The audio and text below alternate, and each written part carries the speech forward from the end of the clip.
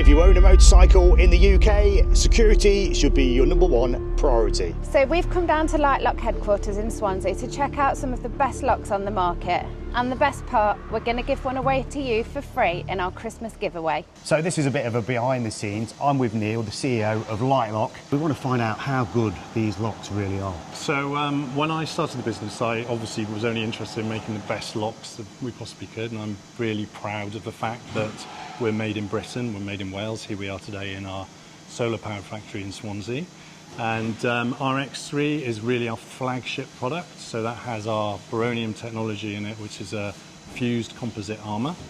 And that basically turns the power of an angle grinder back on itself and destroys discs and hopefully deters thieves, because they need multiple discs and multiple batteries to steal the bike.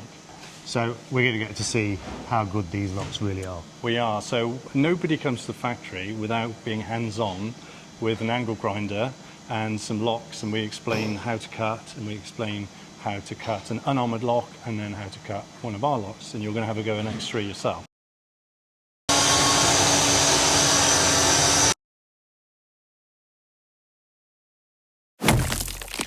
Basically, when we developed the Lightlock X range, and specifically the X3, we knew that we had what we thought was the most cut-resistant lock in the world, and we knew that we actually needed the best cylinder to go into that, so the locking cylinder. So really, ultimately, what you're trying to do with a lock is you've got mechanical engineering of a mechanism inside that allows you to open and close it, and you're only as good as the sort of weakest point of your lock.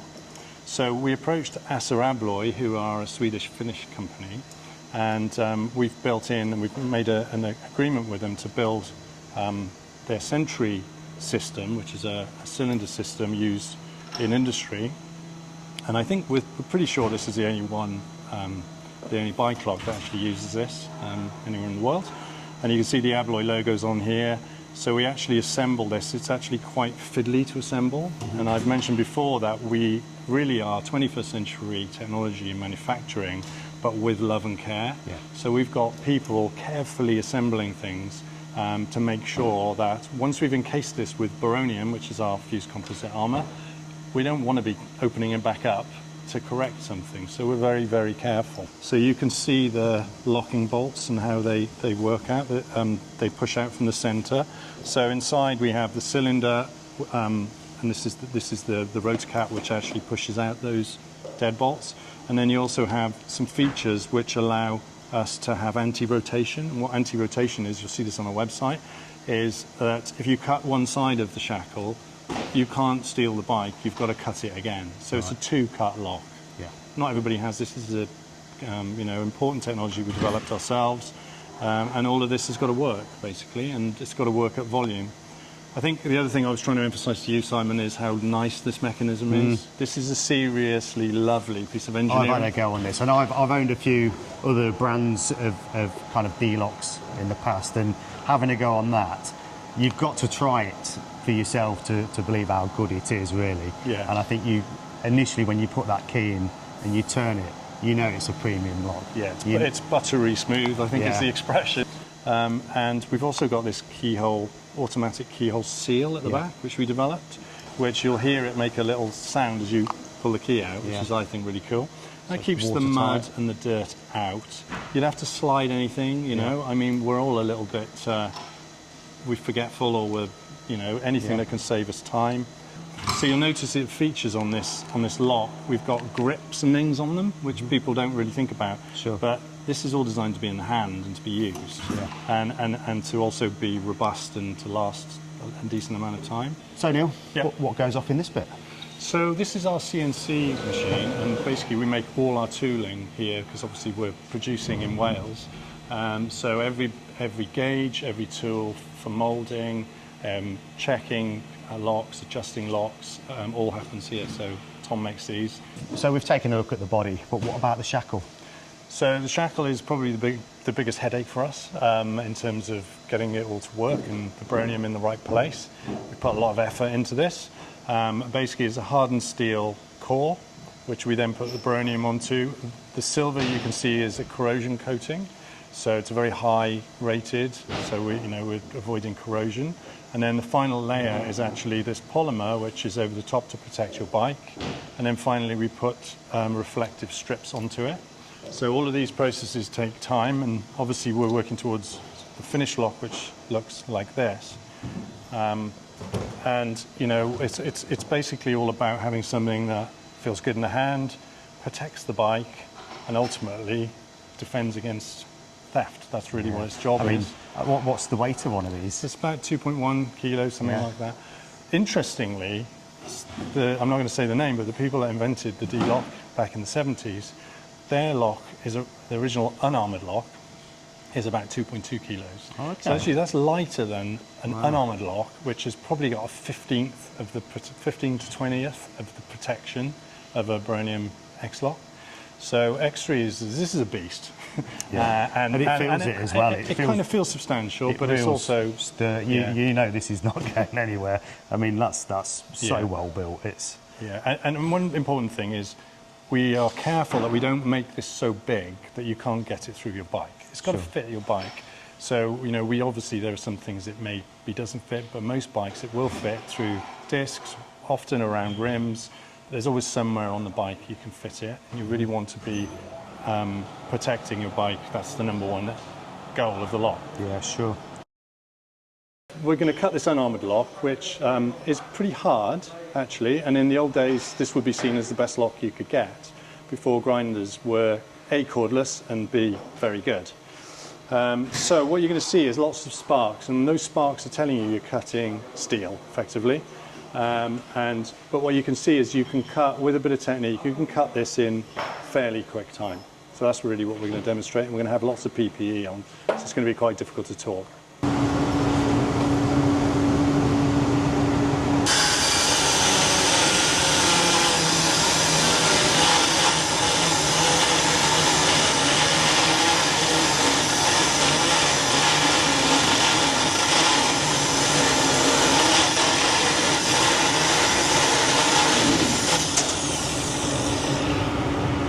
You've just stolen your first bike. Right. Kind of, hypothetically, in the lab. And so that was the unarmored shackle. You've had a couple of goes of cutting it. Took about 10 seconds, I'd say, to get through it, but just show you how quick you can actually get through with a grinder. Yeah, and so now we're on to production X3 product. So this is an untouched product. If you want, I can demonstrate that it actually is a real product that locks and everything else. It's sacrilege. Yeah, it is sacrilege. But it's got to be done. It has to be done. You have to remember that this is in a vice, right? So these are perfect conditions for you to learn and have a go. But in the street, it's different. So you've got locks might move around a bit. Yeah. You can't get quite close enough. So this is like as good as it gets, really. Yeah. And so when you see what happens, so what I'm going to do now is just to stop anybody from going, so that's what's happened to the disc after a couple of cuts of an unarmored. So nothing really, it's just barely taken the print off it. So really the disc hasn't worked that hard, and certainly the shackle, which is our shackle, hasn't put up that much of a fight, if you like. We're going to have to put all the PPE on again and the air extraction, I'm afraid. Absolutely fine, it's 3, okay? So battery's good.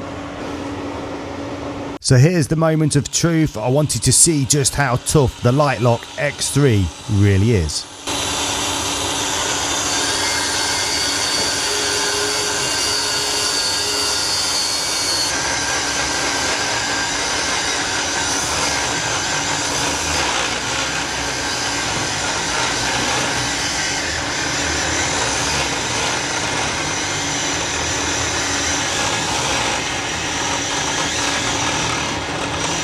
At 2 minutes and 8 seconds at this point, I nearly gave up.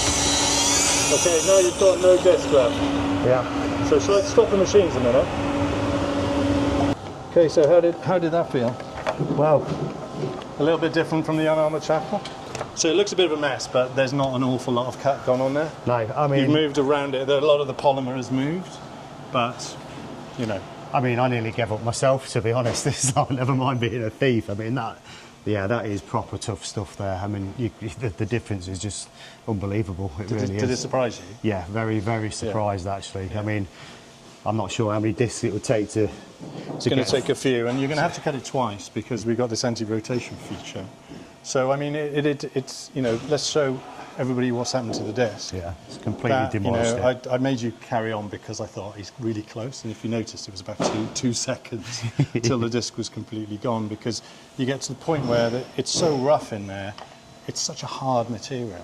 It's just turning the power of the grinder back on the disc. Actually, the joy of being an inventor and founder of a company like this is when you can demonstrate the product actually working. And we get all the time, we get customers coming to us saying, send us a picture of a lock that looks like this. Somebody's had a go at my lock, my bike's still there, thank you so much. And it's like, you know, we are stopping bike theft. I think we can say that. Yeah, and that's what makes the difference. Yeah. Amy B jumped on the grinder because she wanted to see if she could finish my unfinished work off.